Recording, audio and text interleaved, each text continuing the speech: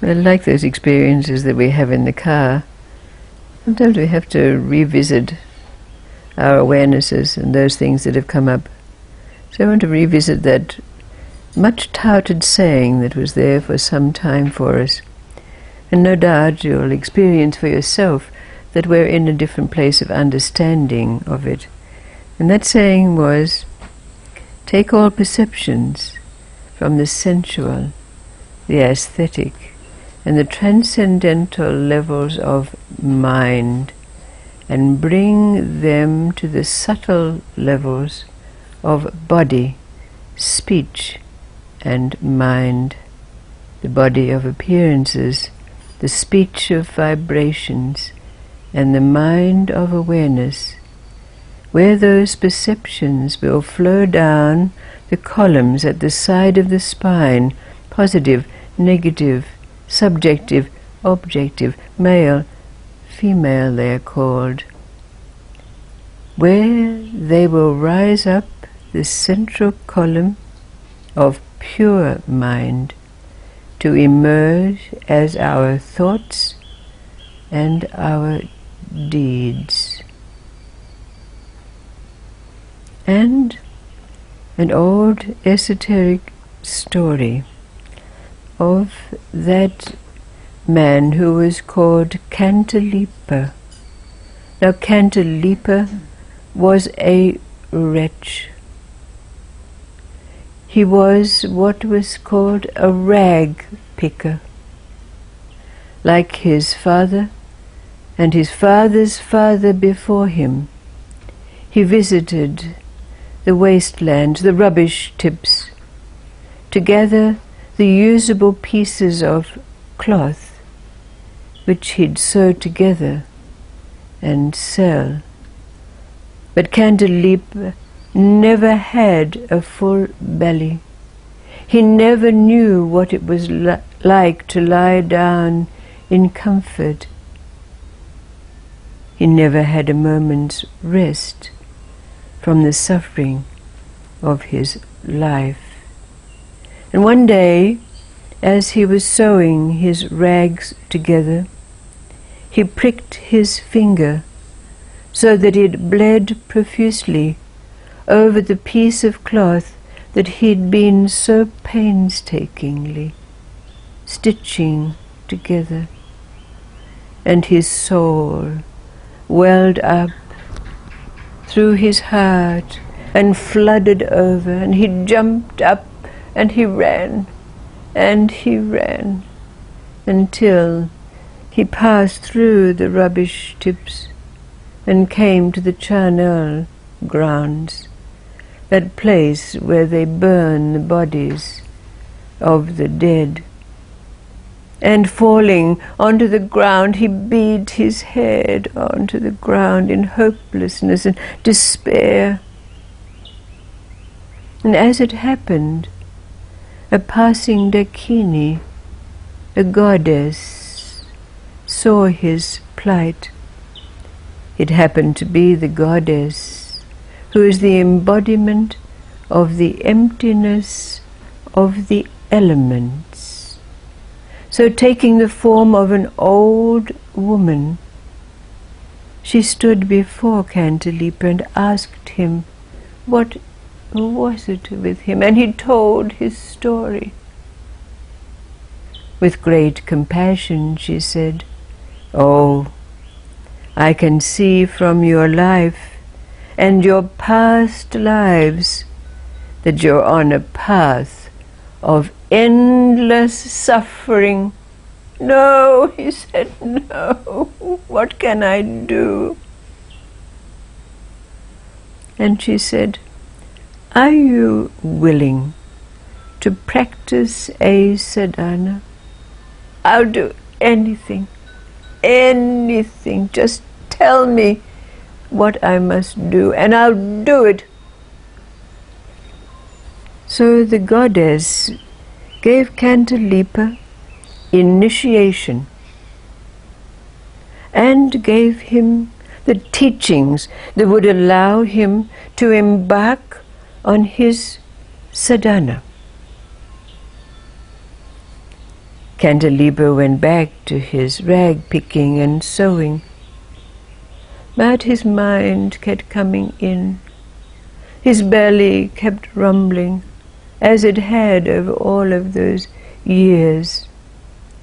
And when the old woman, the guise of the goddess, came to him and asked him how he was faring, he explained to her. And she said, "Take your cloth and see it as emptiness. Take your needle and see it as mindfulness and knowledge. Thread your needle with compassion and sew your cloth for the good of all sentient beings." A great peace descended on Cantilipa's heart, and he was able to focus, concentrate, and as he did, a great well of compassion rose up in him, flooded his being, and met with the emptiness of what it was that was all the experiences of life. Compassion and emptiness were one in him.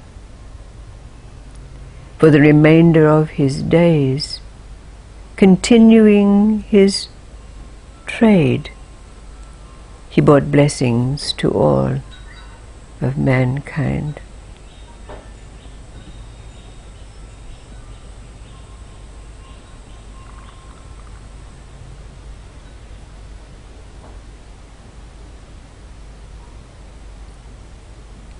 Emptiness that we've been exploring, endeavoring to understand it.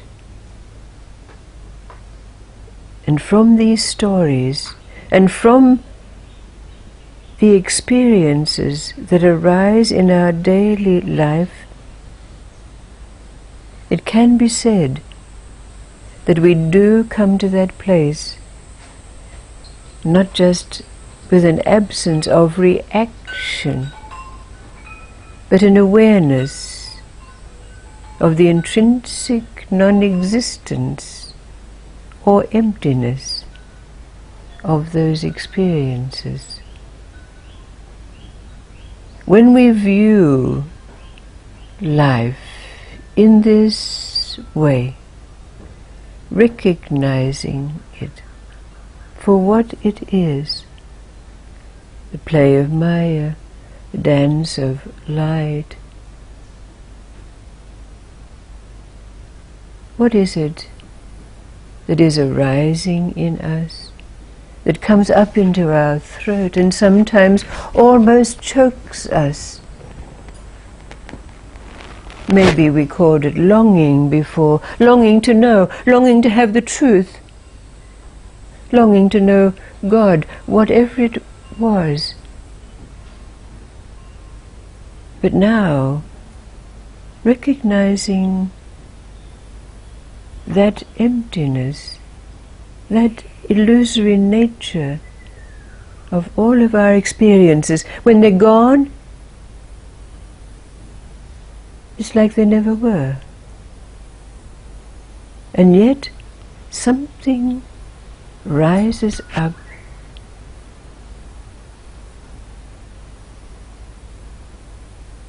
What would you say this is? When we have this scientific truth of the process that occurs, when we allow our mind to be lifted above the levels of mind, sensory, aesthetic, and even transcendental, to that place where there's another state beyond Satchitananda, beyond the gunas 3, where we can experience life, its movement, as emptiness, at play.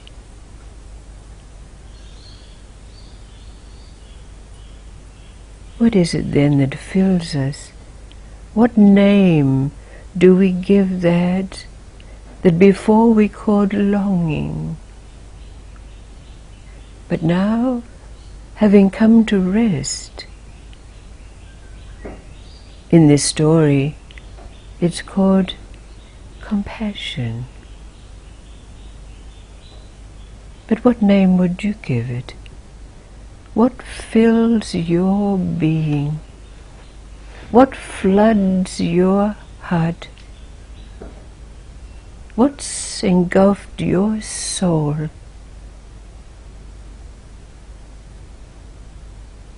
That subsumes life and its transience, its ephemeralness, and stays with us. No more movement. Just this.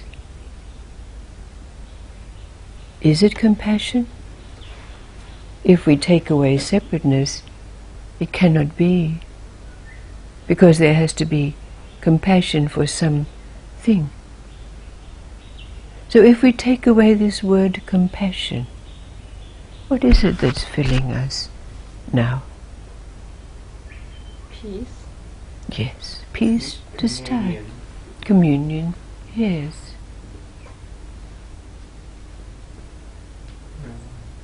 Oh, right. Is this the meeting place of stillness and movement, when we already recognize the illusory nature of existence, and yet our senses bring that experiential experience with its perceptions of movement, of solidness,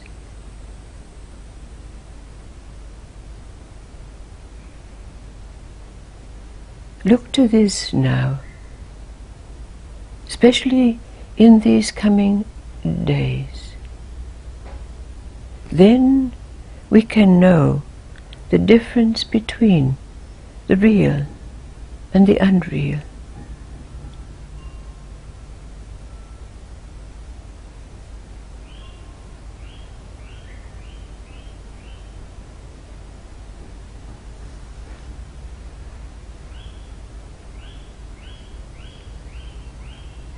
What's more real for you now?